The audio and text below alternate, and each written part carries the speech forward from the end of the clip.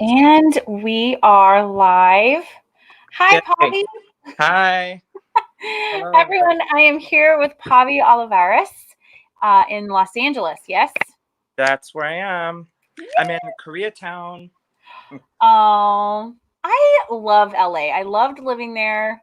I think I must have lived there in a past life. It Mhm. was, and Koreatown was always so fun. How long have you been in Koreatown? I've actually been here for about 4 months. But I've been in Los Angeles for like 12 years.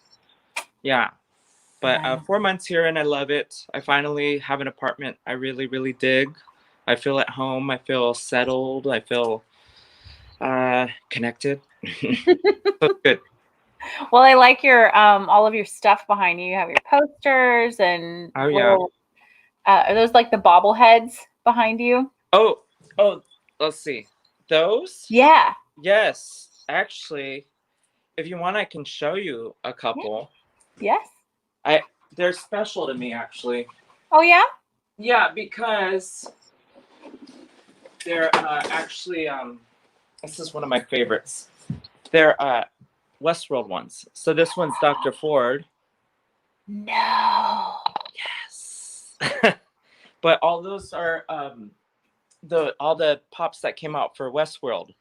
I didn't even know So they did that. yeah, they did. Yeah, so you know, I got some Oh, signed. I love that. Yeah, it's kind of fun. Oh. That company is very cool. They make a lot of different interesting things that I didn't even like. I mean, I didn't even know that was the one, but like the Golden Girls ones and Oh, I'm dying. I want to get some of the Golden Girls. I really, that's my next thing. And I want to get the Chia Pet with Sophia. now if you were a Golden Girl, which one do you think you would be? Oh, wow. I think most gay men have a little bit of all of them in there, inside them. But I would definitely have to say I identify with Blanche Devereaux. I'm very much a Blanche, and I think that all my friends would agree with that. I love it so much. Yeah, I feel like oh gosh, I do think I'm a little bit of Dorothy and a little bit of Rose. If you can blend the two of them. I think so. I had more Blanche. It comes in pieces and usually with rum. Yeah. I think Blanche kind of comes in, especially when you're single. Exactly. Well, for everybody that's watching and that will join us later in the show, I wanted to kind of tell them about you a Sure. little bit. My student Griselda told me all about you whenever she was taking a class with me. Hmm. And I thought, how amazing to talk to somebody that's working constantly. And some of your credits, we were just talking about key hair for the LA unit for the movie Yesterday, Yes. which was super fun. Um, the head of hair for Sierra Burgess is a loser. That film was great. It's such a cute film, isn't it? Oh my God. I And thought it was Barbara. adorable. It was like, oh, Barb. Yes. Barb. Well, and I was like, Yeah. Barb gets to live again. Yeah, she does. She lives in many forms. I think she is uh was on Riverdale too, and then she has some other things coming up. But yeah, Shannon is really special girl. I loved her. She was just we connected a lot on that film, and it was really nice to kind of create this character, Sierra, which if you've seen the film, it's just really sweet to see this kind of blossoming Yeah. of like it's like a teen flick, but with a lot of heart. And I don't know, that was a fun one to do, fun create character to create, to help create. I'm going to come back to this film in a moment, but I want to talk about some of your other credits as well. One of them being Westworld, which I love, Yeah, and that you won an Emmy for on the hairstyling for that film. I mean, for that TV series, yeah. and that one is continuing, hopefully. You mean, is there more seasons coming out? Yeah. Yeah, there are more seasons, so I'm gonna flip this a little bit. That's because I feel like my eyeline is like down there. um Yeah, from what I understand, they do have like a few more seasons coming up that they're going to be shooting. I was really fortunate to be a part of the first two seasons, and there was the third season that came out last year, or this year rather. Yeah. Yeah, the first two seasons I was really very thankful and grateful to be a part of because, I mean, what a tremendous show, right? Oh my gosh. It was so mind-blowing, and it's definitely not a show that you're like, well, I'll just put this on in the background and work on No, other things. pay attention and you have to watch it. Well, I would say you have to watch it in order, but I would say you can actually watch it from the last episode to the first episode. It's one of those weird shows you start in the or start in the end and you can, but don't just like, oh, I'm gonna watch 3 episodes and be like, peace out. I don't get it. You have to get through it. Like the first 3, 4 episodes, you're like, what WTF? And then you're oh my God. And then things start to unfold and it's like all these layers. So I definitely was a fan when I was watching it. So I'm like, this is a really awesome show. When I was looking at especially the first season, and they have, well, no, I guess going into the second season too, they have all of the robots in the room, and they all have hair, and they're sitting still, and I assume some of them are actors standing there, and then some of them are Dummies? dummies, like mannequins. um, and all of that has to be styled as well, and is very specific to each of their characters. And Yeah, yeah. Well, I mean, there was like a few scenes where you see a mass amount of people who are in the Westworld garb. There certainly was quite a few actors, background players that were there, and we had a whole team. I mean, on any given day, you would have anywhere from 6 to 10 doing background hairstylists doing the background and making sure that they looked right. But there was some days where we had like 35, 40 hairstylists working. I mean, it was a massive show, and wow. a lot of the mannequins were styled, but it's like kind of not a huge amount of mannequins, because they would be used more for like deep background or if like someone's dead on the ground. I mean, you can't have a background player so long on the ground and like if people are stepping on him and stuff. I mean, unless someone's a glutton for punishment, then hey, that's on them. Yeah, lots of hairstylists, lots of styling, lots of hair. Lots of hair. And Mhm. um the main character, oh gosh, what's her character name? Dolores. What is it? Dolores. Oh yes, Dolores. Her hair was so stunning throughout the whole series. I haven't caught up on season 3, but season 1 and Totally. 2. Season 3 is totally different. Oh yes, I'm excited. Yeah. I have to do that. Yeah. Season 3, I'll just say this. I mean, I didn't work on it, but I did watch it. It's a way different feeling than the first two seasons. I mean, I feel like each season has its own feeling, but I feel like the first two seasons kind of like commingled a lot and going back and forth in between, the different worlds and the different looks.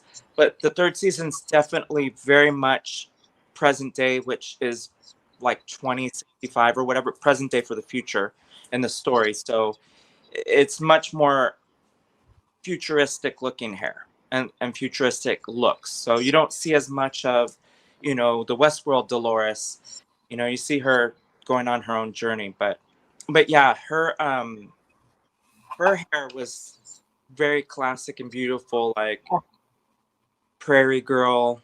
Yeah, it was very beautiful. I What- love it. I want to back up a little bit, because yeah, part of the fun of these interviews, I think, is I'm getting to talk to you guys, my colleagues, and you are really at the top of your game right now. You're working, you're doing amazing things, and so I'm always super interested in how you got there. Be- hmm because I have a school, and they're usually people that are either working on their skills or they're just starting out and they want to get there. sure. And everybody's journey is so different. So I did a little research, Oh, and So I was reading about you and your love of styling Barbies. Yeah. Uh-huh. Yeah. And so I just wanted to talk about like when you were younger, like what kind of drew you to this industry and that follow through that happened. Well, okay, let's take a trip. So, when I was younger, I actually got introduced to Barbies, and um I my first thing that I started with was like making Barbie clothing. So I would make Oh.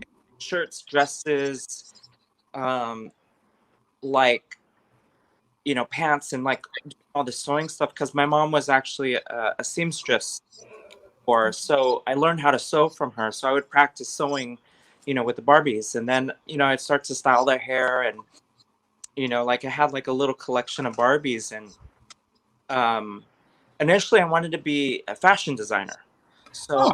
I've stuck to that kind of um, path a little bit up through high school, and then I started to get into like fashion magazines, and I would like look at fashion magazines and kind of flip through them, and I was into the fashion, but I was noticing my eyes was gravitating more towards the hair and makeup. And Mhm. then like, it was like the 90s. So, that was the pinnacle of like the supermodel. So Evangelista, Naomi Campbell, all those girls. So I was like Mhm. seeing all these campaigns with them, and fashion stories, and I'm like, wow, like Linda Evangelista was like a big one, because she looks different with every, you could put any color on her, any hairstyle, any makeup, and she like rocks it. She looks phenomenal. And I was like, wow, like I want to do Gorgeous. that. Yeah, and I'm like, I really want to do that. So I started dabbling. Like I got into my mom's makeup in high school. I started playing and painting my face, and I would do my girlfriend in high school. Like I did, dances and stuff. So you know that's how I kind of got into makeup. I started in makeup, and then let's see, trying to think. So then, I got into drag. So I did drag for quite some time. Um, and then one of my first like legit jobs that I had, two. Okay, so the first one I had was a freelance makeup artist in Bloomingdale's. So I was like Phew. selling cosmetics. I worked for Hard Candy, Too Faced, which back then all they had was like 3 lip gloss rings and 10 lipsticks and like 10 nail polishes, and I think 13. I mean, now they're like have everything, but that was like one of my first jobs, was freelancing doing makeup. But then um, my first hair job I actually got was at Glamour Shots. I have something for you. Oh, what? Oh God. It's in my mom's room, and I was like, I think I have. Yes, yes, yes. Wait, let's see. Is it a leather jacket? It's like a purple metallic pleather thing. Very, very. Look at the bang curl. Like, Uh-huh. Yeah, it was like, what was cool about Glamour Shots, and like just having conversations over the years with different colleagues and friends and stuff. They're like, "Oh, don't ever mention Glamour Shots." I'm like, "Are you kidding me?" I'm like so proud that I worked I at love them. like Glamour Shots is the first time that I ever got introduced to hot rollers. It was the first time that I really learned how to use a curling iron, and like, so I had a knack for it, so I would get into it. And when I was at Glamour Shots, it was like late, was it late 90s? I think it was late 90s. It was still happening. So like, Yeah, this pinning is the, like 96. yeah, like pinning the fabric was not happening anymore. The boas were kind of so. People were still doing the leather jackets, and they were doing colorized with the flowers, like black and white and the flowers. Um, yeah, all Oh uh, my God. but It's yeah, so no, good. but I actually attribute like my first like tools was with Glamour Shots. So I learned, the power of hot rollers and like the volume you could create, and the curling, the shape, and uh, just like making the big hair and everything. So uh, after I worked there, I'm giving a history, right, of what I did. I love it because I think that like I said, everybody's path is so different, and what kind of sparked those steps, the next steps. Uh-huh. When you look back on it, it's really interesting to see how you got to where you're going. So you Yeah. just keep going. I think it's great. So after Glamour, I worked at Glamour Shots for a couple years, and then I got a position to work at Bloomingdale's in Fashion Island full time, where I was the new trends manager. So I was in charge of Too Faced, Urban Decay, Hard Candy, and there was like a couple other lines. But then they took those lines out, but then they brought in NARS, and that was the first time that I got introduced to NARS. And you know, as a makeup artist, like now and even back then, like one of like my staples, my kit is NARS. Mm-hmm. NARS, Makeup Forever, and Laura Mercier. Those are like my trifecta. I feel like with those three lines, I could do anything on anybody, like makeup wise. Yeah. I became part of NARS, and I was the counter manager there in Newport Beach. And after that, I got stolen from Laura Mercier, and then I was a national artist for them. So, all my makeup training and hair training, I was not formally trained. I just a lot of it was practice. I really attribute a lot of my skill as far as makeup wise is concerned to working at the counter. I mean, I learned so much about being at the counter and dealing with different people and having interactions with different age groups, and different just people of different affluency, in Newport Beach there's lots of rich people, right? But then there would be people who would go there on the weekend, they just wanted to have fun and play with makeup. And I just really, it was a great experience to kind of transform different skin tones and different skin textures. And I learned a lot by just hands-on doing it with the counter. But I'm really fortunate that I got into makeup and really blossomed that way, because I got a taste of what it is like to work with people, like to deal with people on a more normal basis. So Mm-hmm. I was just better equipped, I think. So fast forwarding to where I'm at now in TV and film, having that background, I feel like I'm able to manage how I am with people a lot better than, say, if I would have gotten into what I'm doing now when I'm younger and mature. I think it's like a whole um, journey that you have to kind of find your groove of how you are as a human being before your talent can really flourish. Yeah. So, yeah, so, I went with Laura Mercier. I was traveling national artistry, and then 2008 hit, and or yeah, 2008, the economy, kind of crashed, right? So unfortunately, after a couple years of traveling, the United States, and I got to do some international travel, I got laid off. So that was a bummer. And I'm sitting here thinking like, oh, I'm working my way up. I'm gonna be, and all the while I was doing like, editorials here and there. So I had, like Marie Claire and like in style, like some magazines, like I had like tear sheets and like doing some editorial work. Some things were with Laura Mercier, some fashion shows. Got to do Fashion Week in New York, LA Fashion Week. So Fun. I was getting all these things like kind of under my belt as I was going along. And then the economy happened, like it crashed, and I'm like, oh shoot, what am I gonna do? And I'm like, okay, I'm gonna go to cosmetology school. I'm gonna get my esthetician's license. I'm gonna go, do facials and do makeup, and that's gonna be my gig. And when I went to school, I went to Santa Monica College.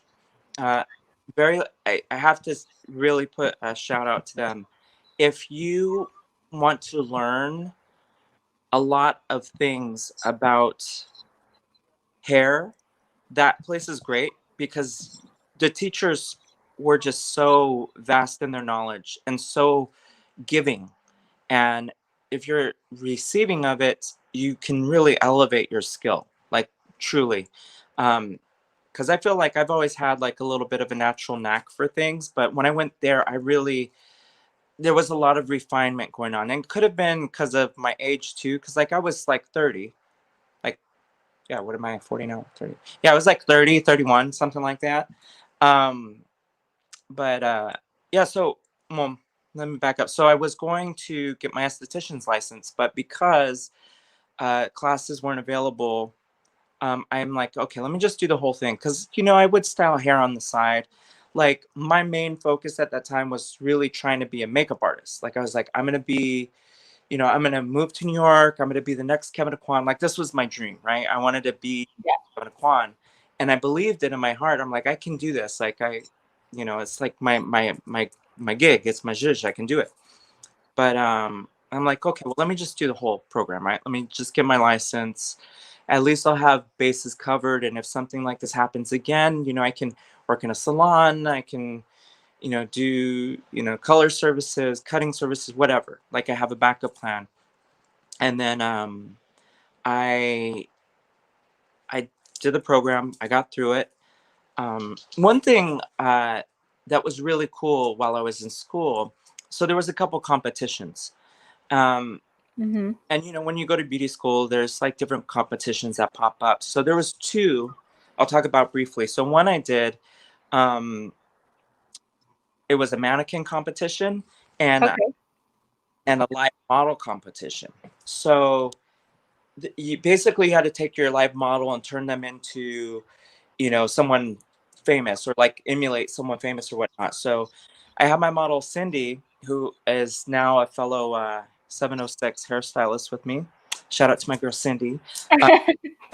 Uh, so she has a lot of features like Madonna. So I had transformed her into Madonna basically, and this was around the time when Hung Up came out. So it was the dance floor, the Farrah flip kind of flip out hair. So I did the I can't even remember the name of that haircut, but the haircut where it's all pulled up here and you chop it.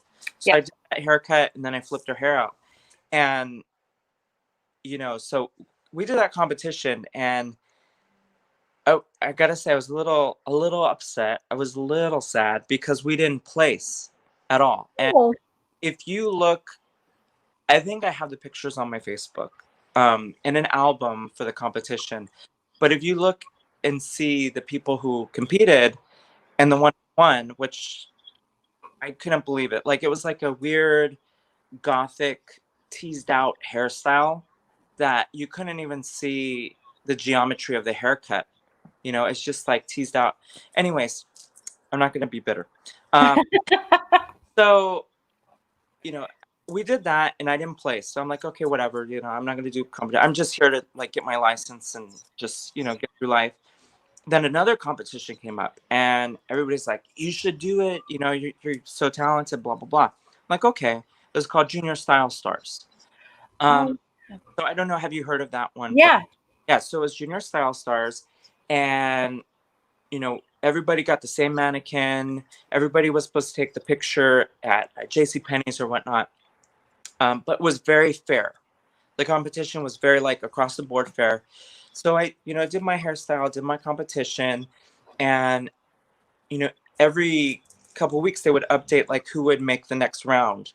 And so I kept making the rounds, and then it got down to like the top 20, and I was in it, and everybody's like, "You're gonna win. You're gonna win." I'm like, I mean, we'll see. Like I'm like, cool. It'd be great if I won, but we'll see. So then we get down to the top 10. I'm still in the top 10. I'm like, oh my god, wow, this is cool.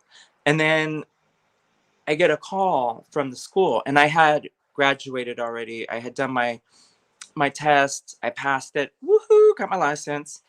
And they're like, oh, we want you to come back. They're doing this like this recognition for past students and this and that.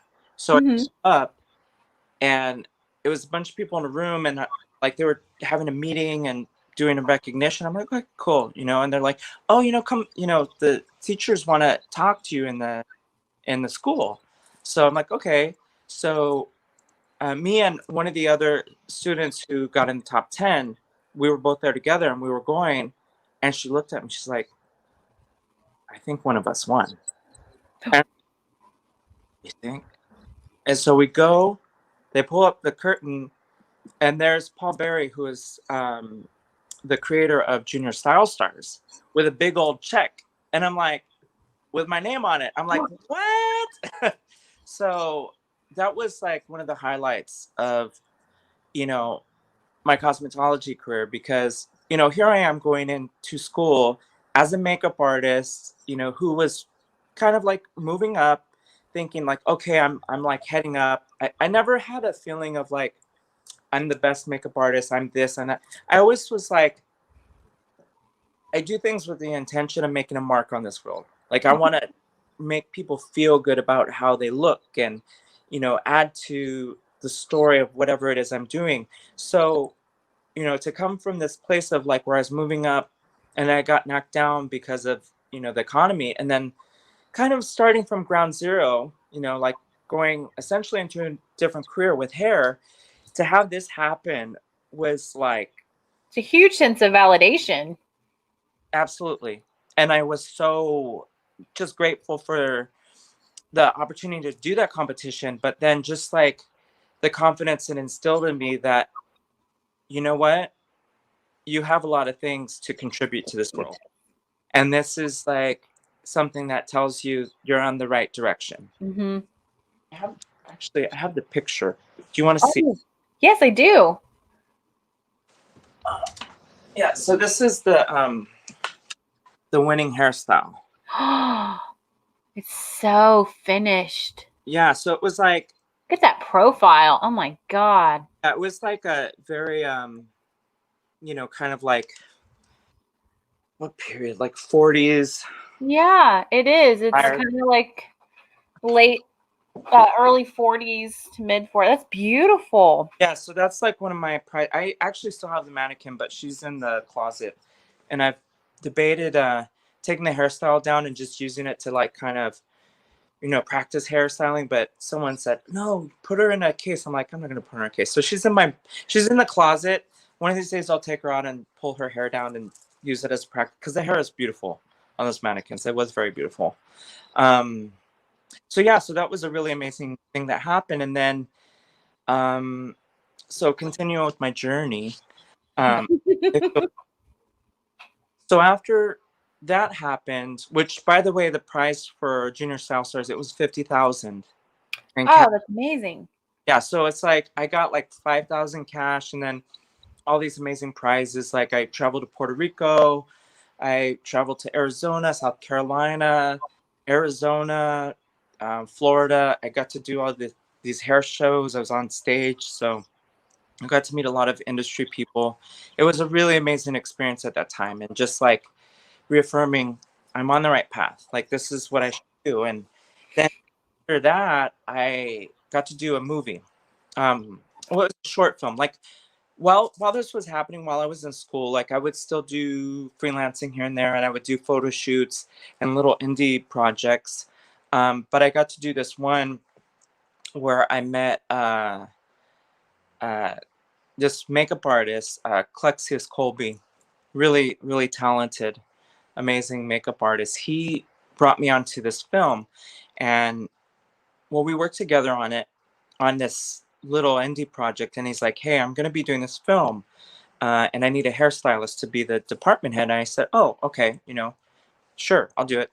So I got to be a part of this film, and the reason why I mention it is because it was the very first film that I department headed.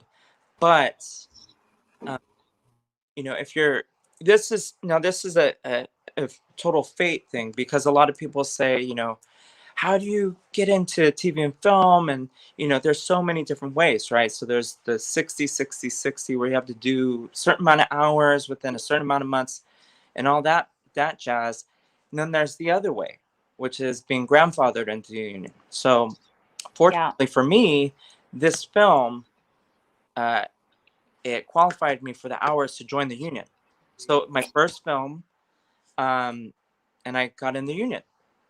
So, I mean, it was like one of those things where it's like fate. It's like, whoa, okay. And I didn't realize how lucky I was So lucky. until I started working, and then I would hear stories about how hard and how long people have been working to get in the union, and I'm like, wow, okay. I look back at it, and I'm like, I'm really fortunate that I had this opportunity to become, a hairstylist in 706, and from that point on, everything just kept going up and up, and I was working, meeting lots of amazing hairstylists, and getting to work on amazing shows, and here I am today. And the one thing I will say, uh, to anybody listening who is just starting out or who's on the journey, who is like, I don't know if this is for me, if I should continue, and also to the ones who think they are too good, never discount the opportunities that you can be a part of because you're not getting paid. Mm. I did a photo shoot 11 years ago with an actress for free. It was a test. She liked my hair and makeup so much, she had me come and do um, uh, like a little short series. And from that short series, I met the other actress in there who brought me on this little indie project in which I got to do Sandra Oh's hair. And the actress is Michelle Krusik. Now that project I did was where I met Klexius. And because I did those other things, I met Klexius. He brought me onto that film, and that film got me in the damn union. So you better believe I am so thankful for any opportunity that comes my way. I don't care what the rate is. I mean, nowadays I'm a little more selective because for me, I'm thinking of, okay, the rate, whatever, but I'm thinking of what's going to get me my insurance hours. Is Hmm. the project going to push me creatively? If I'm in a like right now we're coming out of this damn pandemic, thank God I've been working for the last couple months. I'm like, I'll take anything that comes my way. My savings is going down, so give me that money, honey. Yeah. but Yeah. but that's the thing I would say is like, don't frown upon opportunities. I mean, I think the best thing is you got to trust your gut about things and really tune into what the intention of the project is. Like, is it like someone who's really just like trying to use you, or if it's like someone who's like they need help and it could be something great and you could be a part of contributing to that. And all along, if you're starting out, these are the building blocks that will kind of shape you and refine you of what it's like to be on set one day when you're working with everybody who's at the top of their game. You need to have a sense of know-how, and you won't ever get that if you don't try things out. You got to work your way up. Yeah, the working your way up, is echoed through so many artists that I talk to either on the show or just like in life. And the idea of kind of coming straight out of the gate from school and also being very young, so you just Yeah. don't have a lot of worldly experience yet. Mm. You can't buy that experience. You can't Yeah. by working 12 hours on a set and it's rainy but everybody has to look dry and Mhm. figuring it out as you go. Got to work it out. um You don't know unless you're in it. yeah, absolutely. I was looking at through your Instagram feed the other day, which is absolutely beautiful, and I noticed a couple of things. One, there's a photographer. Sequoia. Yes, thank Uh, you. Like I wrote it down because what jumped out at me in your feed in particular, and now seeing that your shirt is very bold and striking, is the aesthetic uh-huh. that seems to be in your more recent work anyway is very bold, very stylized, very voluminous. Uh-huh. But also they're really clean. It's not just like teased big silhouettes. It's like Yeah. big and refined. Is this a place you kind of find yourself in recently, or have you always been attracted to that kind of graphic? I think that my tastes have always evolved, and they're always evolving. Like I don't live in one place. Like I'm very nomadic in how my mind thinks Mm-hmm. as far as what I'm trying to create. And I mean, I will say that the thing that people probably what's the word that they kind of correlate me with is bigger hair and more refined hair, and something with a little bit of a vintage flair to it.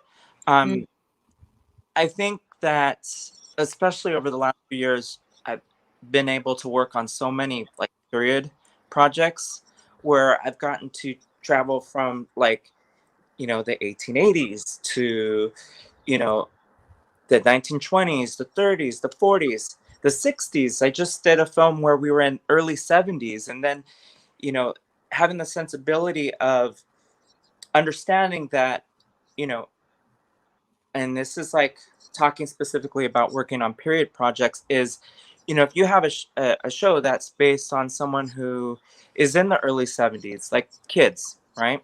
Mm-hmm. So it's going to look a certain way. It's, not really styled hair. It's like down, it's coming from the 60s, more relaxed. But then you have the parents, the mothers, the grandmothers, who you have to know they're not doing this relaxed thing. They're stuck, at a time Mm-hmm. they felt they looked their best.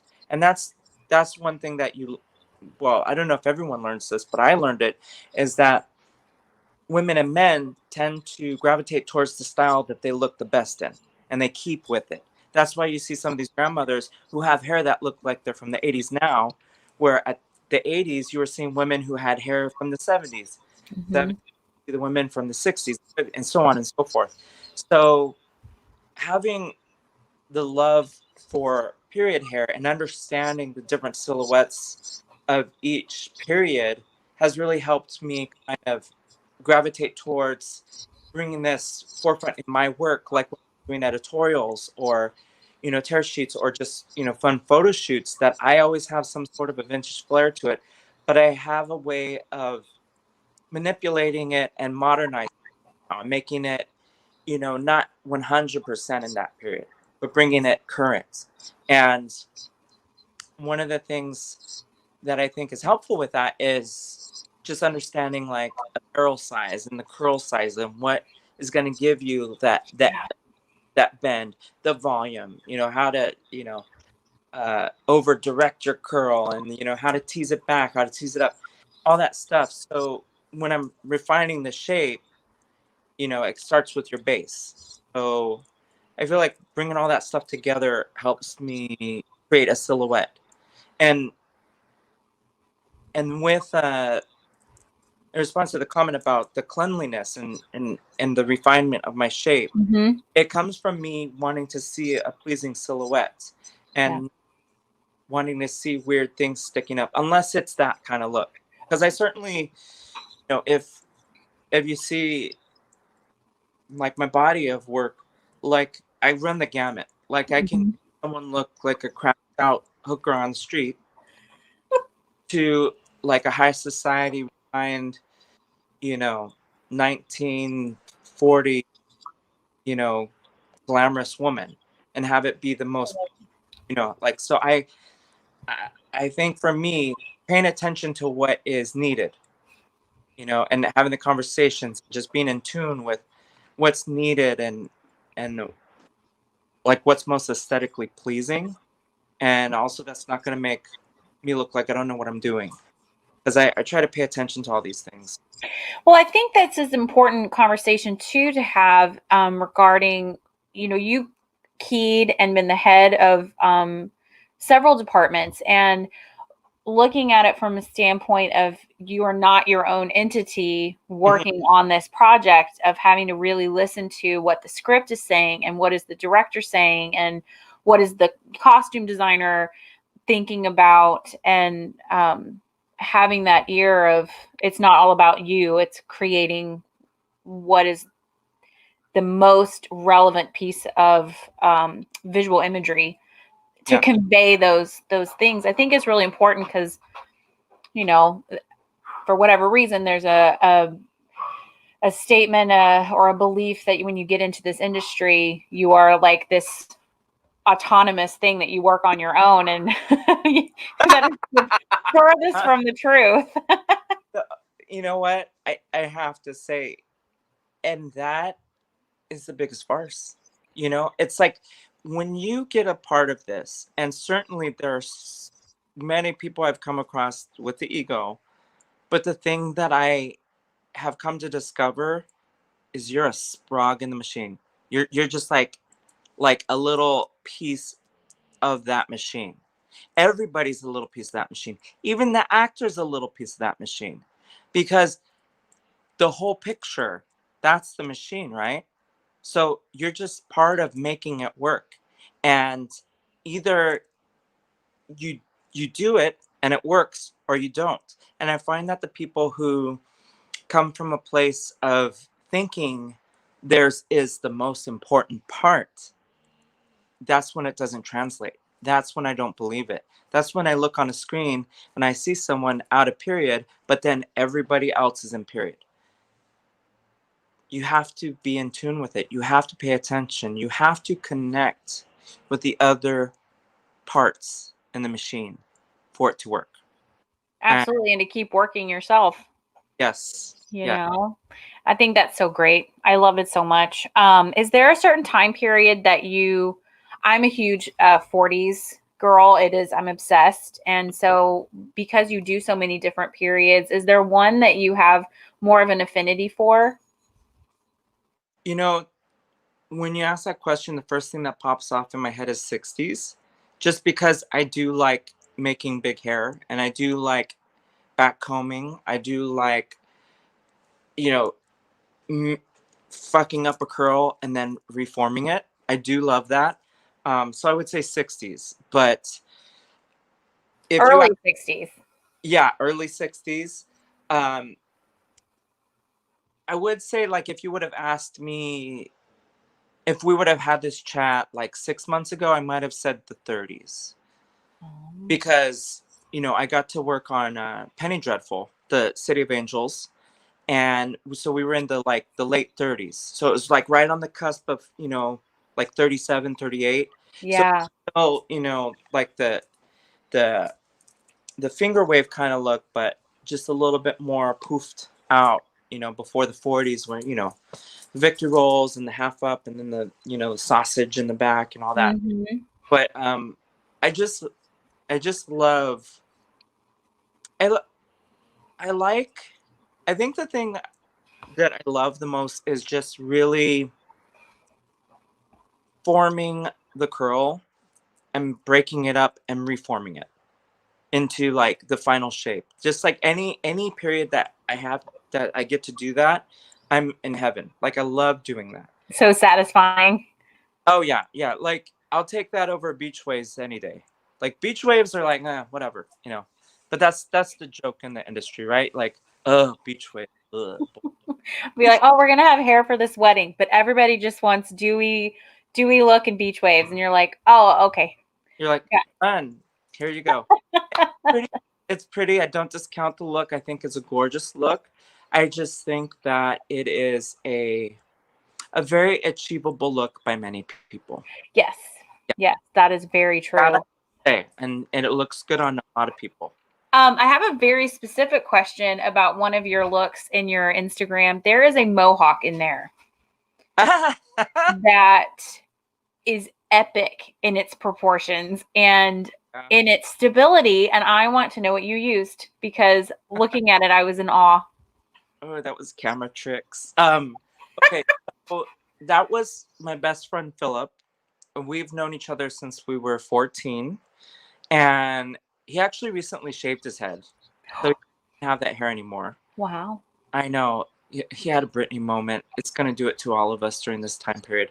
I love that you've known him for so long, though. I have friends like that, and it makes my heart happy. Like, we came out to each other. Like, we're just like, we're thick as thieves. Yeah, so that mohawk. So what I did, what I did versus what I would have done had it been a real like shoot, because like he came to me like, well, we've talked, while he's had his long hair, and he's always like, oh, I want to do different styles with my hair, like, and one of the things that was on his bucket list was to do a mohawk. So I'm like, okay, let's do a mohawk. I mean, his hair was like down to like the top of his crack, his like really long hair, and he has like thick, coarse hair, like 3 hairs growing out of each pore. It's ridiculous, bitch. Um, so so what I wanted to do was create this mohawk, but I didn't want it to be so stuck that he'd be like, messing with it. Cause like he just literally wanted the picture, right? So I did a combination of got to be spray. I did um like a gel. I think it wasn't LA Looks. It was shoot. It was like a crew gel, like some stronghold gel. And then also Diva Curl stronghold spray. Oh, yes. The combination of that and got to be like I worked the gel in and I was combing it. I was hitting it with the blow dryer. So I was like doing these layers, blow dryer, layer, blow dryer, blow dryer. And I literally had his head like um on my ironing board, and I was like blowing it out straight, and I was like hitting it. So like I got the base done, and then I got the second part of it done, and then the last part of it done. So it stayed pretty erect, but then at one point it started to go. That's the fight. But what was funny is like he would do this with his head, and it would do this, shoot, and so it was just a timing with those pictures, to be honest with you.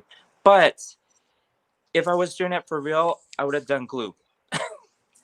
Mm. Yeah, I would have done glue, Elmer's glue, and then Godspeed. Sorry, my cat's like rubbing up against it. Oh, that's okay. I love kitty cats. It's all I have the dogs in the other room if anybody can hear them. Um they know that you're doing stuff, so they're like, "Oh, let me come talk to you right now. It's fine." Yeah. I want to circle back to the Sierra Burgess blossoming film. Oh, yeah. And reading, when I was doing my reading about you and kind of, stalking you on the internet, um, one of the things that you had said that was really beautiful was that you were kind of bullied a little bit growing up, and you blossomed into this amazingly beautiful person and colleague and technician and artist. And so I wanted to see what you would say to other kids that are out there like you, because when we're in high school, it feels like that is the whole world, right? Middle school and high school. Yeah. What would you say to those kids that are Ooh. Well, I will say that, when I was growing up, when I was in high school, it was a different time. As someone, a decade prior to me would say, it's a different time. It's always a different time. Um, it was difficult because, being bullied because you're effeminate, because you are into, quote unquote, girly things, because you're quote unquote gay or a fag or whatever. Um, it's difficult to take on when you're almost alone in the battle, like I felt like one of the only people who was out in high school. And, I've been fortunate over the years to come across people who have known me from high school and just, commended me on, who I was, because they said, because of you, I was able to come out. And these were like underclassmen that I had no idea. They're like, oh my God, it's you. Like I'll see them at a club or something or out, and oh my God, it's you. Like because of you, I wrote this essay and I was able to come out and interesting? proud. And I want to say that the sooner you find who you are, the more strength there is in that to persevere through any of life's, tough times.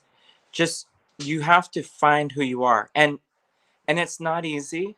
You have to, you know, center yourself. You have to focus. You have to pay attention to the things that draw your attention, that pull your energy out, like in a good way, and allow that to happen and allow it to flourish, and to focus your energy on that, as opposed to energies that are trying to suck that out of you, that are trying to pull you down, that are trying to make you believe that you aren't anything but great.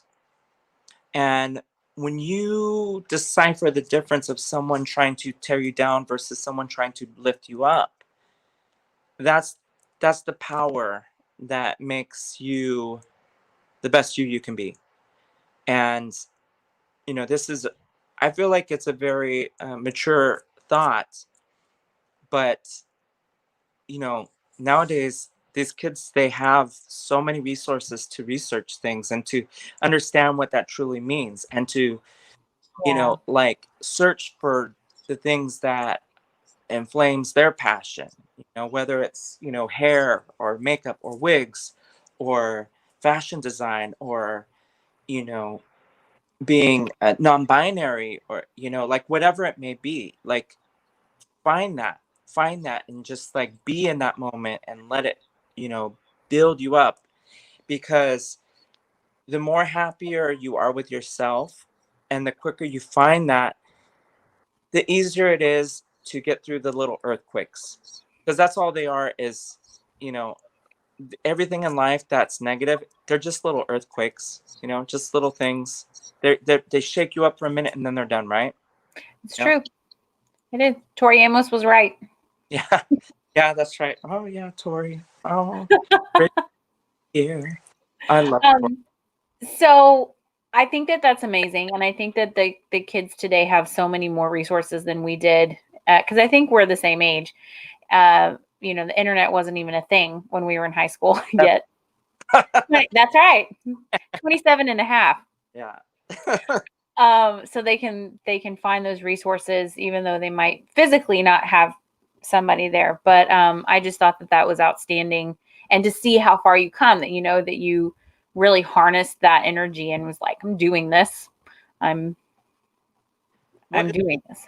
it's hard. I mean, besides that, I mean, there's other things that I felt like, for instance, like I was living in a trailer on the street for a month with my family, and like I always grew up like with a thrifty mindset where, like you always buy the cheapest, you always, stock up on things. And like, growing up in a household where, my parents were like borderline, they kind of like were a little bit of hoardy-ish, because they had like a thrift store. And so they always had things around. And, I was always like an awkward kid growing up. And, I still have awkward moments, but it's finding these things and just kind of evolving from them, and realizing that nothing around you has the power to change you. You have the power to change you. So, if you want to succeed, if you want to grow in this life, it's on you to do it. You know what I mean? It's like you can have the same upbringing where, like, maybe like your brothers and sisters like go down a different path, and like maybe, they get into drugs or make bad choices or turn into like, like a felon or something. But you have the same upbringing, and it's up to you to like decipher, okay, what's right and what's wrong, what am I going to do, how am I going to better myself, and the opportunities are always there. You just have to look for them, and and not allow the darkness that surrounds you to encompass you, because no matter what, there's a star in the sky. The sky is black as night. There's always a star. You just have to look and you'll see it eventually. And when you find that light, You go to it, and then before you know it, it's daytime and you're out of it. And it's like, oh, it's light. Oh, I see everything now. I love that. Yeah. I love that. I have some kind of non sequitur questions for you, but that I love. If you were able to have dinner with 3 people, living or dead, that inspire you or that you want to talk to, who would you sit down and have a little dinner party with? Wow. Let's see. Divine. Love that. Divine. Yeah, Divine would be one. She's for those of you who don't know who Divine is, she was a muse and famous drag queen, also known as the most beautiful woman in the world. She was in many John Waters films.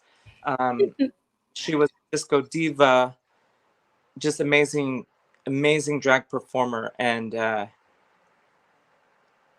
don't know, I've always been like um, kind of entranced by her and her life. And there's a great documentary called I Am Divine that talks about her. So, you know, Oh, if anyone wants to check that out, it's a really good um, insight of who she was as, Divine the drag persona versus Glenn the boy persona. And yeah.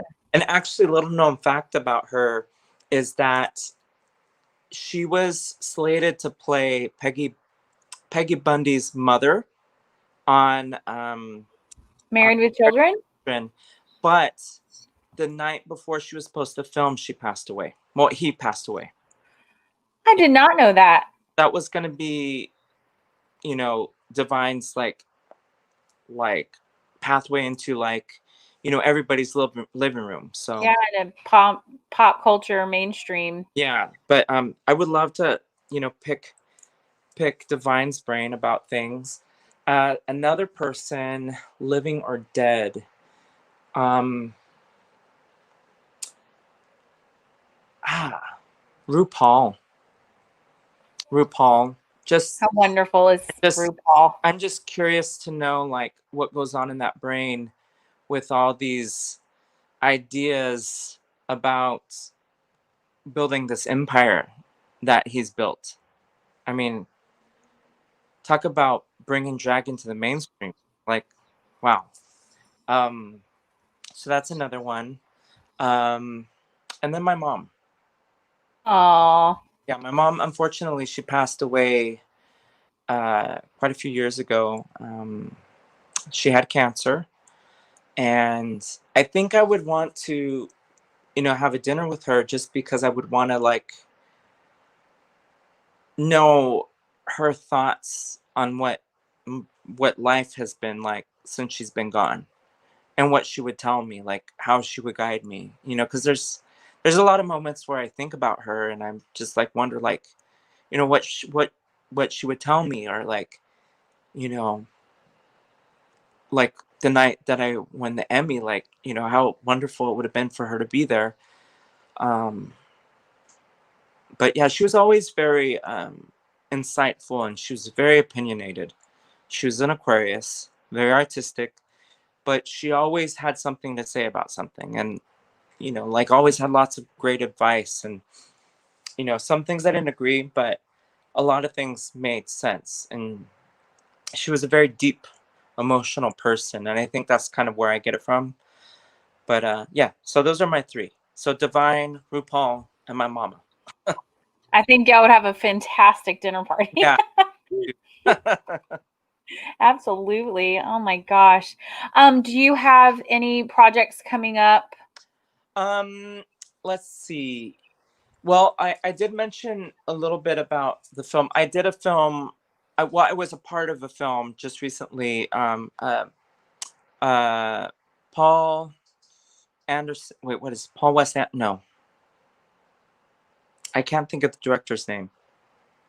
Paul Thomas Anderson. Paul Thomas Anderson. So we just did a film. I was just doing background on that, but it was 1970s. So I don't know when that's going to come out, but I just was part of that, and we we just finished filming that, and we just started the second season of Dave. So, for those of you who don't know, Dave is on FX. The first season's available now on FX and Hulu. And that's a really fun one because, it's contemporary, it's Yeah. modern. Dave is awesome. He's like, for those who don't know, he's a Jewish rapper. Great, great head of curly hair. I have a picture of him here. Look. So if you don't know, this is Dave. Yes. Yeah. He's so great. Yeah, so that show's hilarious. We just started filming the second season, and we're going to start back again on December 2nd. So we got a few months on that. And I'm trying to think anything else. That's pretty much it. And then I've been doing some more photo shoots with Sequoia. So look out for some posts on Instagram for those. And yeah, that's what's been going on. Oh, And I think that's amazing. And trying to survive a pandemic. Yeah. I mean, that in itself, we're here and we're doing something fun and positive, and your work is stunning, and I'm so thankful that you agreed to talk with me and introduce you to people that might not know you and your work. And Griselda and Erin Marie Reyes said hello. Oh, hey. Hey. On the comments. I will definitely keep my eye on you, and hopefully I'll get to come out to LA once this is all definitely done, and I can give you a big hug and say hello. For real, we'll go have I love hugging. We'll go have our own dinner party. It'll be amazing. Yeah, when everything's open, we'll go to somewhere really cute, maybe in Silver Lake. Oh yes, that would be amazing. Oh, I'm so thankful for you, and I look forward to seeing everything that you do in 2021. And you have any parting words for everybody? Oh, yeah.